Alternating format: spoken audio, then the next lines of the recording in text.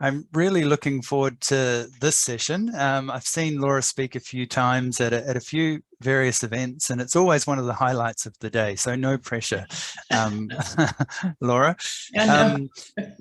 So Laura's an experienced recruitment and sourcing expert with more than 20 years industry experience. She's the Executive Director of Global Training at EARS, and EARS is a sourcing and education development company.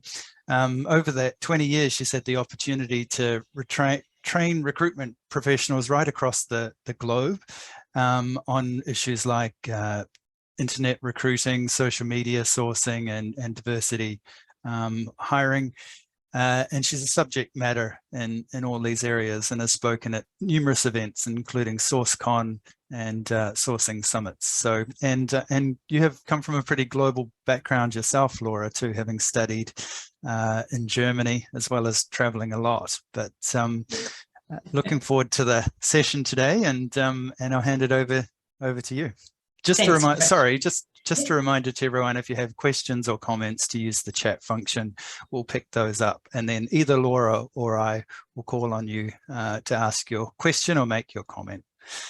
Thanks. Sorry, Laura, go ahead. No, thank you so much, Patrick. And yeah, the one thing I miss so much is being able to travel and see people in person. It's not happening as often as it used to. So well, thank you very much for that. And I just wanted to say beforehand, and I can't see the questions if I'm in full screen mode. So if someone has a question, please feel free to come off of mute and ask me, or Patrick will field those, and I'll try and field those questions at the end of the session as well.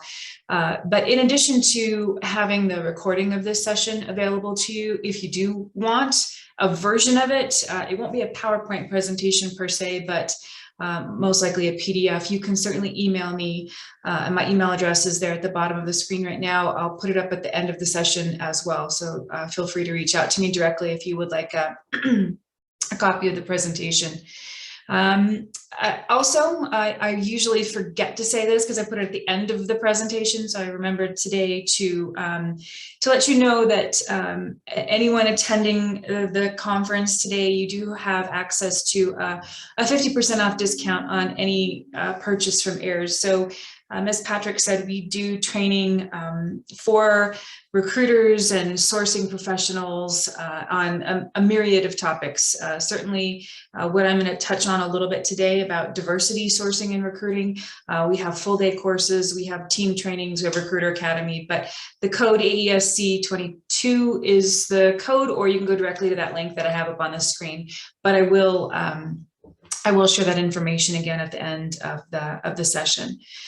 So as Patrick said, EARS has been around for more than 20 years. We actually started training in 1997. So in the last century, before many of the tools and resources that we have available to us today for recruiting even existed.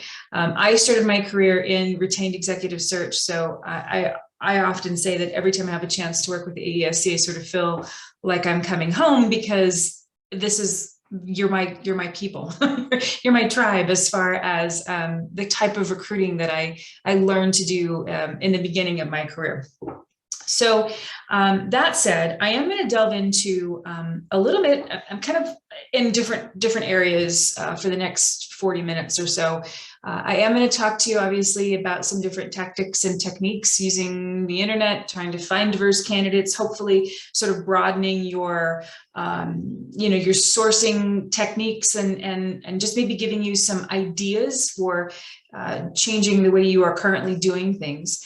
But I do talk a little bit about the history of sourcing, because I think it really comes into play with what we're experiencing today, kind of on a global scale, about, in different countries, different cultures, we're having different types of kind of a reassessment period of what we're doing and how we're hiring people and how we're, communicating with people, how we look for people, and really making sure, I think, that, we are a little bit more inclusive, to some extent. So back in the way back when I started in recruiting, the Rolodex was a thing. I'm sure that many of you don't know what this is, and there are some of you that know this very well. That honestly, before the internet really came about and LinkedIn was a thing, we as recruiters honestly gather business cards and have contacts, and those were really important to our ability to network and develop relationships. And then LinkedIn came about, and if you can imagine, LinkedIn is almost 20 years old right now. It came about in 2003, so next year will be LinkedIn's 20th anniversary, and it really fundamentally changed how we use the internet and how we recruit. It's just kind of made it, I think it's a good thing and it's a bad thing. I think a lot of us in recruiting really rely heavily on LinkedIn, and there's a lot of other resources that we have available to us if we're just willing to look a little bit further afield to build those relationships and find candidates. So that's kind of right in the middle. And then now what we're moving into, and we have been for the past 10 years or so, is really technology and AI and algorithms. And I think no matter where you're sitting in the world right now, you've probably had some kind of news or experience with maybe algorithms. If you use Google as a search engine, even if you use other search engines like Bing or Yandex or DuckDuckGo, well, not DuckDuckGo so much, but some of the others really sort of track what you do, and they'll push information to you. And you'll see if you are shopping for a pair of, I don't know, shoes, that then if you go to the search engine, all you start seeing is information about shoes. It's the same with social media platforms like Facebook and Instagram. You'll start to sort of see that, I sort of get these ads that I didn't think I was going to be seeing because I did one type of search at a search engine. So there are good things and bad things about automated technology and shortcuts for sourcing, and how that comes into play for sourcing. But there are some negative aspects of it too. And I'll talk a little bit more about that in a few minutes, but it really has made an impact in the sourcing and recruiting world. But I do want to talk about, because that's what I'm talking about today, is diversity. So I want to spend a minute just talking about how much of an impact we as recruiters and sourcers have on companies, and really, how you might be recruiting for a client that is looking for a really important position, and that person comes in and makes a huge change to whether it's a software product or manufacturing process or whatever it might be, that really can change the products that people in the world are buying or how we're using technology. I think sometimes we sort of lose sight of that and that importance that we really have, and the role that we play in sourcing and recruiting. And companies really in the last few years have been focused on diversity and inclusion. This is something that at AIRS, actually, we've taught about diversity and inclusion since, I think the first class that we launched was in the fall of 2001. I want to say it was around that time frame. So we've been talking about it for over 20 years. So, it's something that it kind of comes in, it's cyclical. Companies are really interested in it and really want to push for their recruiting efforts to be focused on diversity. And then it sort of, other things come into play, and then diversity is important again. So I think it's something that, as long as we in recruiting are always kind of aware of it, that even on your day-to-day activities, that it's something that you can incorporate into your mindset and about what you do and how you approach research and how you're sourcing for people, and the relationships that you're building. So, this graphic, I think, really does a good job about explaining about equality and equity and the difference, and that, sometimes we have to be cognizant of it as recruiters, because we might have to do something that we maybe haven't done before. We have to look in different places and use different keywords and talk to different people, and just really remember that we have to do things different than we've done in the past. So, getting outside of our comfort zone in order to make sure that we are really inclusive in our diversity and just general sourcing efforts overall. So it is more about, equity and inclusion than just diversity. But I do want to say that, diversity and what you're looking for, depending on what country you're sitting in the world, your culture, you can be sitting in one part of a country. Like I'm in the States, so I live in Colorado. We tend to be pretty liberal in Colorado. Maybe not as liberal as California, but different than certainly maybe the southeast part of the United States. And that's true if you're sitting in New Zealand, or if you're sitting in Germany, or you're in Europe, or you're in, if you're in Singapore, or if you're in Hong Kong. So it's just different no matter where you are. So your culture is different. And for some of you, gender diversity is key. That is a major thing that you're looking to do potentially, is to recruit more women, so female candidates. But in certain parts of the world, race, age, religion, ethnicity, sexual orientation, nationality, disability, career path, all of these different things, military experience, veterans, all of these things can sort of be considered different or diverse, just depending on where you're at. So, I'm going to show some examples of things that I tried to be a little bit more global in the examples that I'm showing, but keep this in mind, that hopefully I'm giving you some things to think about. And while maybe I'm not hitting exactly on your culture or your needs and your geographic location, that you can take this information and sort of shift how you do your recruiting. But think about it. I've always said that diversity is more diverse than it ever has been. So I think because of the internet, because of the way we communicate, that we have, or we should have, our eyes wide open and be able to reach people that maybe we haven't been able to reach before. So things to think about. And I'm going to take just a minute and talk about bias, because it's an important part of what we do in sourcing. So quickly, talking about bias. You can be biased against something or for something. You can be prejudiced towards something. But basically, prejudice is defined as an opinion, an attitude about a group, its members. It can be, there could be a lot of fear, there can be hatred, but it can also be positive. Usually refers negative connotation, but it can be positive as well. So other similar terms like partiality, preference, favoritism, things to kind of think about. But keep in mind that when we're sourcing and when we're doing research, that we all have biases, and you may not even be really aware that you have them, but we all do. I have them, you have them, we have them, just depending on how we have been educated, how we've grown up, our family circumstances, our nationality, our culture, all of those things come into play. So if you can sort of be, have that at the forefront of your mind when you are sourcing or when you're recruiting for a particular position, I think it helps. It doesn't solve things, not by a long shot, but it does help in order to make us, more aware of what we're doing in our activities as far as sourcing and recruiting is concerned.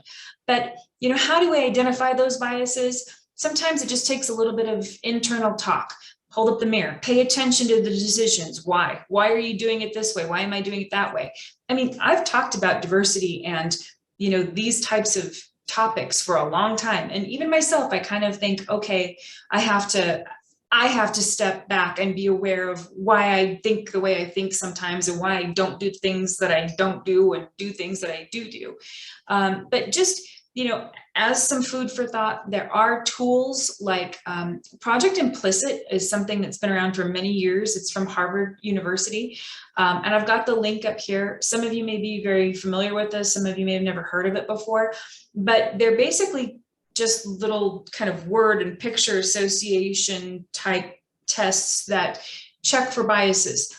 You can choose different countries. So for example, if you're sitting in Australia, you have options to choose different implicit tests than I would have in the States. Or if you are in the UK, or if you're in, I can't remember all the different languages. I think there's India. It's not all countries, but there's quite a few different countries. And it's an interesting thing if you're interested in sort of educating yourself about your potential biases. And there's a lot of information on this website. I'm going to show you a screenshot of what it looks like in just a moment. But, have discussions. Like I said, the most important thing is just to be aware of it and to not let your prejudice or your bias about whatever it might be. Like, I like chocolate more than I like vanilla. Do you know what I mean? Like, we have preferences. Don't let that come into play as much when you're doing recruiting and researching for particular projects. But this is Project Implicit. This is what it looks like. If you go to that website, you have to kind of click OK and fill out a little bit of information, but you can choose, like I said, different languages and geographic locations if you wanted to take some of these. Like, I clicked into Australia, and there was one that's available to choose about national identity, and interestingly enough, it kind of compared your, like how people would feel about the difference between Australians and Americans. So prejudice against Americans or for Americans, and they're just little things to just, again, sort of self-educate. But that does play a really big role into what we do and our activities and our actions about recruiting and sourcing. And technology and bias in hiring and recruiting. I know that the previous session talked a little bit about technology in retained search and sourcing and recruiting. And certainly in the last decade or maybe more, technology has come into play significantly in our world. So identifying candidates, sourcing shortcuts, LinkedIn, was sort of one of the precursors to that. But any of you that use Google, like I was saying a few minutes ago, they track you, they track your information, and you can put your privacy filters on. Social media does this as well.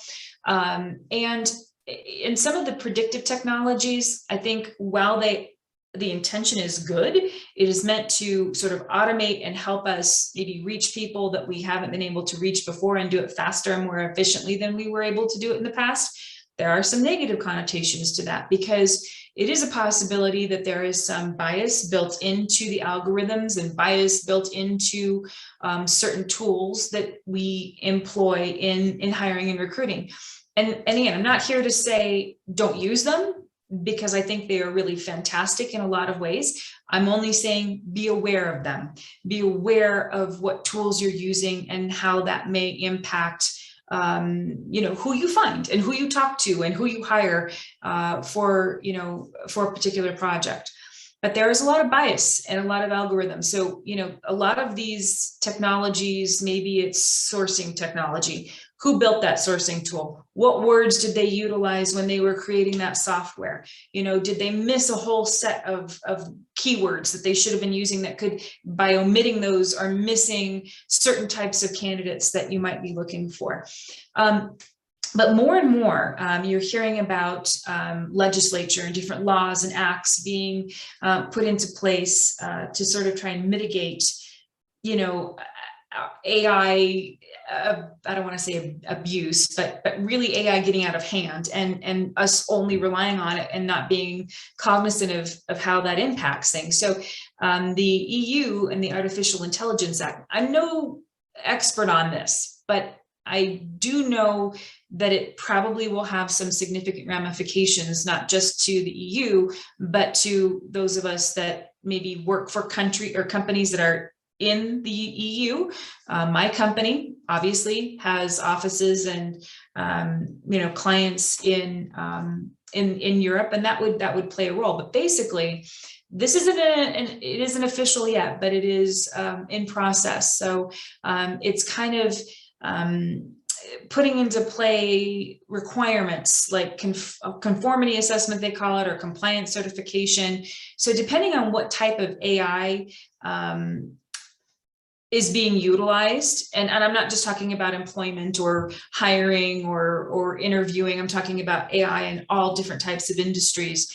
It's kind of on a sliding scale of restrictions based on totally unacceptable AI, high risk, limited, minimal risk. And interestingly enough, under this proposed Artificial Intelligence Act in the EU, people analytics tools are considered high risk. So things like software that would do facial recognition or, in interviewing, like identifying the terms that people are using, their facial expressions during an interviewing process, all of those things would be considered high risk. And they're not just going to be able to be utilized and not, moderated anymore under this act. And it's not just to say in Europe, it's all over, and different countries have different acts. And even here in the States, there's a website called the National Conference of State Legislatures, and there's a whole list of individual states here in the US and what states have legislature that has been passed and enabled. Some states have legislature about AI that is in process. So limiting AI. In Illinois, the state of Illinois was one of the first states to sort of employ, is what I was referring to on this previous screen, an Artificial Intelligence Video Interview Act. And they started that in 2020, and they made some modifications to that rule this past year. But basically it refers to, again, companies using technology or artificial intelligence or algorithms to interview people, and that they have to make sure that they notify people that they're using that technology, and they also have to track the data and report on the data that they're capturing. So it's not just like, hey, I'm a company and I can buy this software and I can do this. These things are being more closely looked at, and how that impacts recruiting and hiring decisions. So I'm not here to sort of, I didn't want to give a dissertation about this, but I do think it is important. It is important information for us to be aware of, as we are sourcing, as we are, considering the tools that we might utilize in our organizations. But what I do want to talk about for the next few minutes is the fact that we have the ability to utilize our own, words, our own life experiences, our own knowledge to recruit and to source. And I always think that that's a really important thing. When AI technology in recruiting really started to get hot, I always had a concern about it, because I thought, well, like I said a few minutes ago, who built those software tools? Who built those interfaces? What were the keywords that they're using? Because if I'm recruiting for a metallurgical engineer, I used to recruit mining engineers and metallurgical engineers. I learned as I worked, and I learned as I recruited, and I learned as I talked to people in that industry. And that's a certain amount of information that I knew, and I could add that to the searches, and I could add that to the conversations, and I just kind of continued to build on my knowledge base and my experience and what I'd learned from people.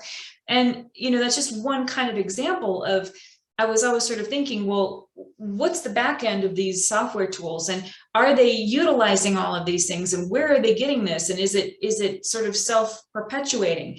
And I think there are certainly some limits to that. So use the technology, be aware of what you're using though, and use your own brain, use your own knowledge. And that's how some of these things that I'm going to talk about, helping you kind of maybe think about things that you haven't thought about before, as far as hiring, more different people, ultimately different people than you would typically look to source and hire and recruit.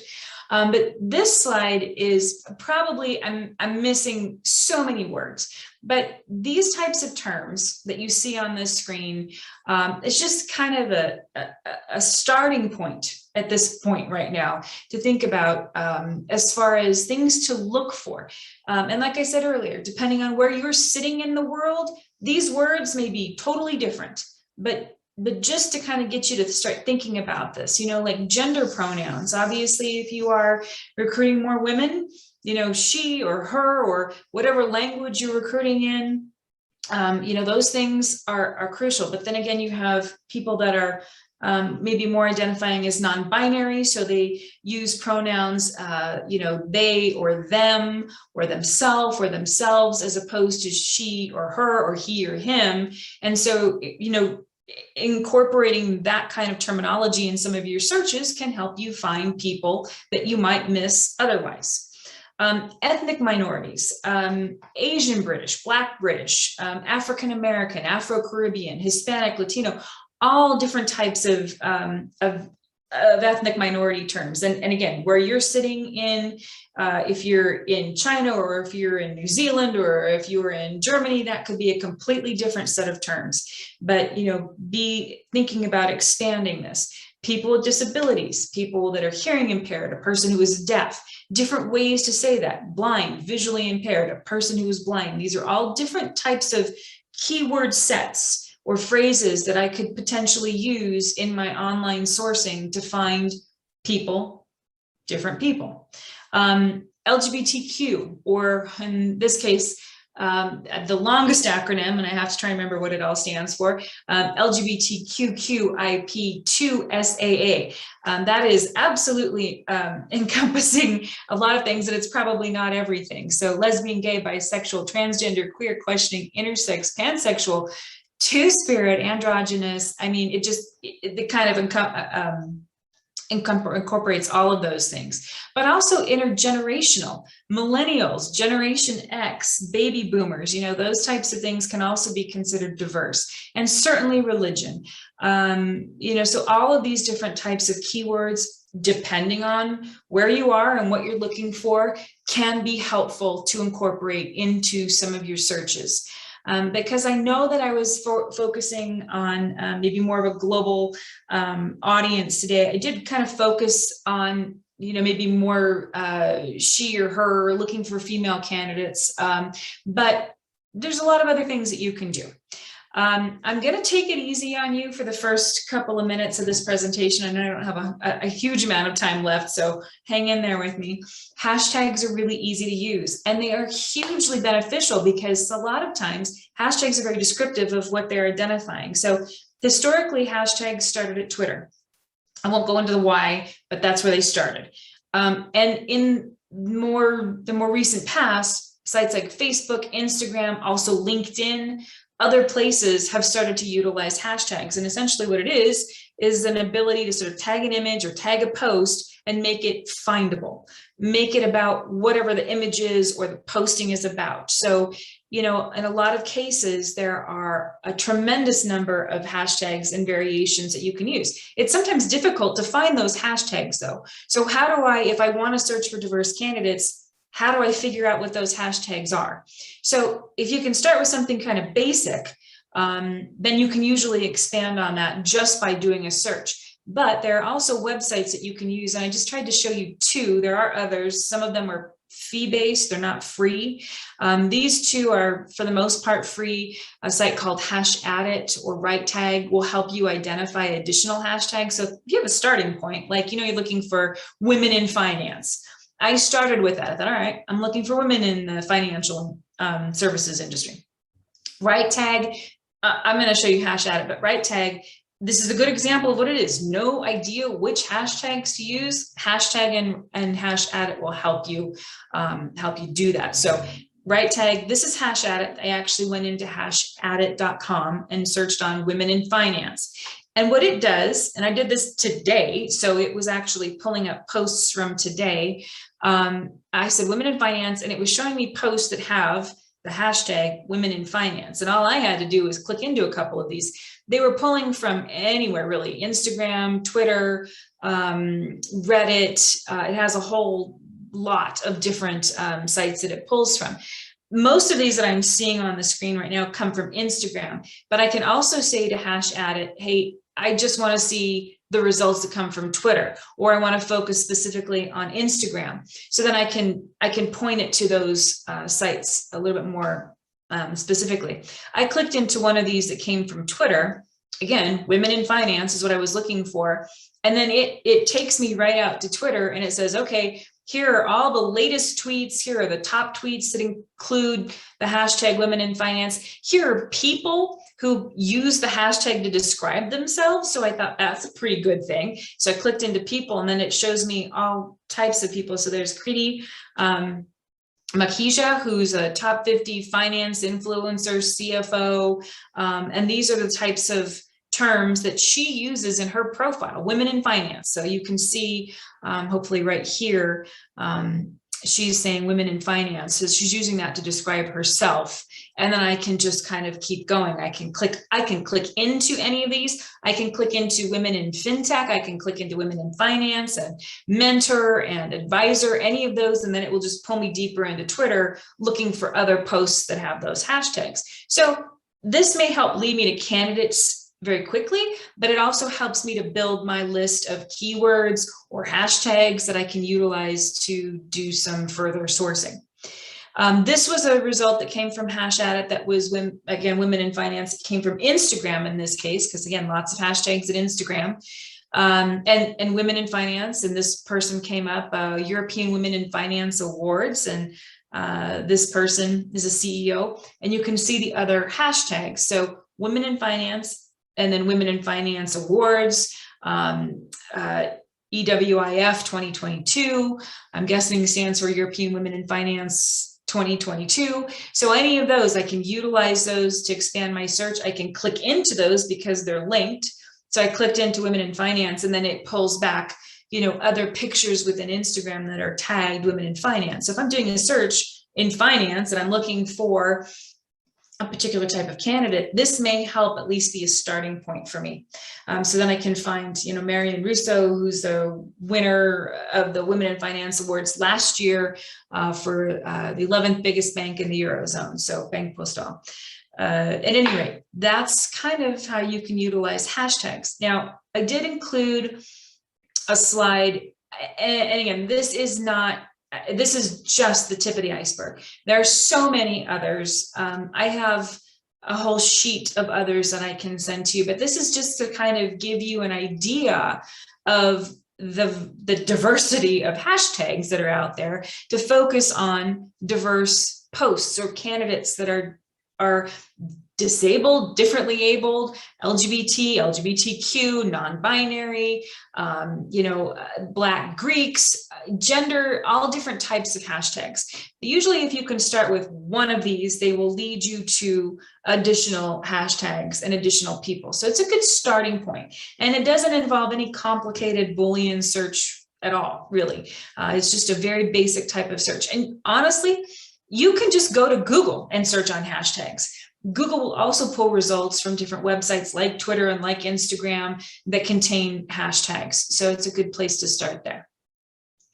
So that's hashtags. I'm going to talk a little bit about Boolean now. I'm not doing anything really complicated. I'm not going to cover this chart, but I wanted to make sure it was here in the presentation because I am going to start showing you some search strings that incorporate a little bit more Boolean. And if you're not familiar with that, this chart will sort of help you with that.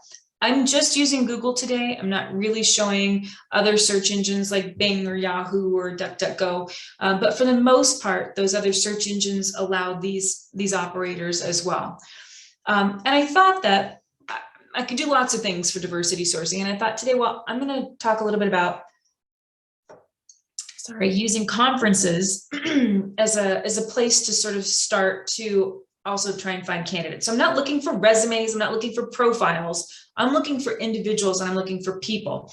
And I can usually find subject matter experts at conferences. So if I find a conference that's taking place for manufacturing or for mining, usually people speaking at a manufacturing conference or a mining conference know something about manufacturing and mining respectively. They are subject matter experts, and usually in executive search, those are good contacts for us. Those are people that could be candidates, but that are also good to add to a network and to have conversations with. And so, I can use basic search strings. So I'll show you, you see at the very bottom of the screen, I've got a search string that's looking for manufacturing. And then I said con for conference or summit. Whenever you use an or in a search string, capitalize it. That makes a big difference. And then I use dates. I look for 2021 or 2022 or 2023. So conferences happening last year, this year, or next year. And I'm hoping to find some people on those conference websites. There is also a website called CLocate, which stands for Conference Locate. CLocate.com is a great resource for finding conferences taking place all over the world in different industries. It's a really good resource for at least finding a conference. And then once I find a conference, then I can do some more sourcing regarding that. So this is that search string. I went to Google and I just typed in my search string. I was looking for conferences or summits relating to manufacturing. And then I added in she or her because I'm looking for women. So can I find people that maybe have a profile? And if I search for she or her, a lot of times on a conference website, I'll get a bio of someone that says her experience, or she worked as, or she worked in, or she was awarded, or some type of term related to that.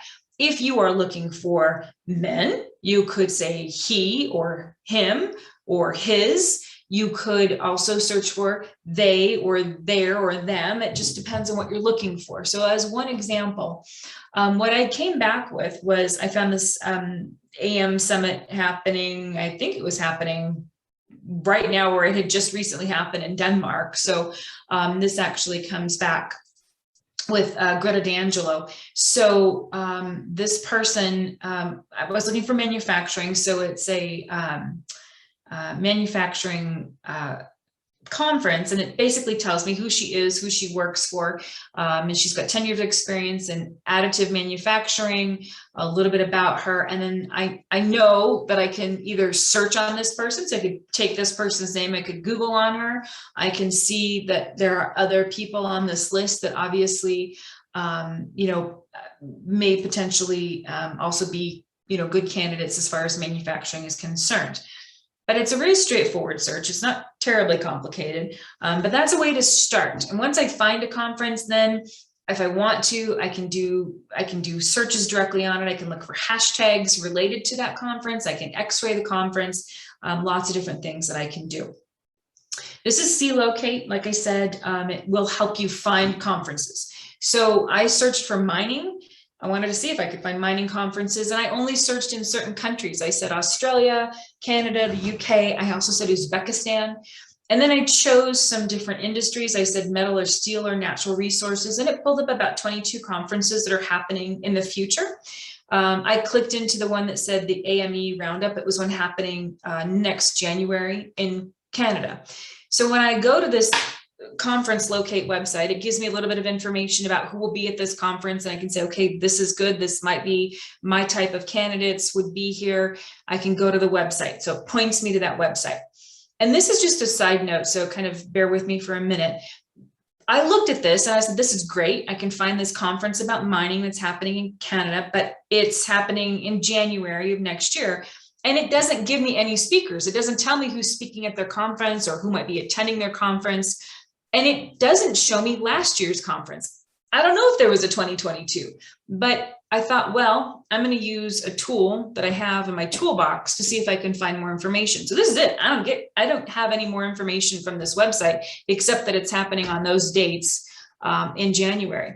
So what I did is I went to a website that some of you may know about it's called the Wayback Machine, but the address for it is web.archive.org.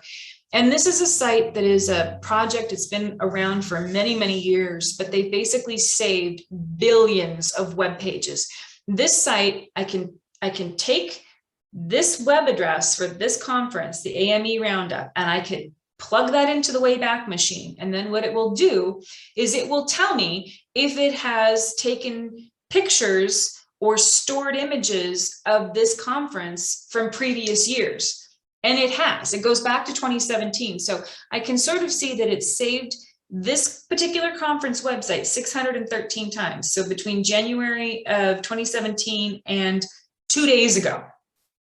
And I can click into any of these little things that have a blob or like a blue dot on the date. I clicked into 2022 and I thought, well, if I can't click into the website as it looks today, can I view it through the Wayback Machine and find speakers from last year?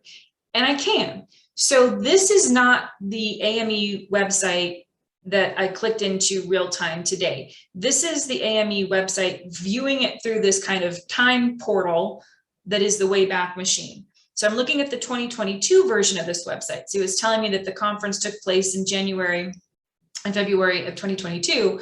And now I can see speakers. So I'm looking at information that I can't log into right now because it's gone. This website has basically said, okay, we're waiting for our 2023 speakers. We took down our 2022 speakers, but I can still click into these pages through the Wayback Machine. So if you're not familiar with that, it does really come in handy, especially if you're looking for, like in this case, a subject matter expert who might be a viable candidate for me, but I can't get to them on that website today, but I can get to them through the Wayback Machine. I hope that kind of makes sense. It is certainly something to take a look at. It's a really interesting website. In some cases, like for my company, it has images way back to the like 1998, 99 of my company's website. It's really fascinating to look at the web the way it looked before, but it is helpful in a situation like this.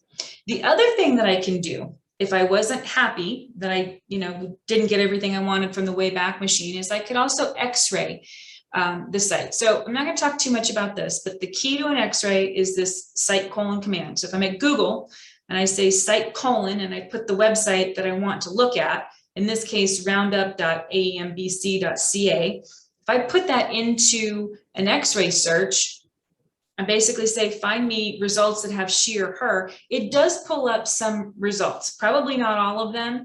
And I don't know what years these come from, but I can see some more results. So an X-ray will do this. It's basically just pulling results from roundup.aembc.ca, and it's showing me, she or her. So I'm hopefully finding some female speakers at that conference.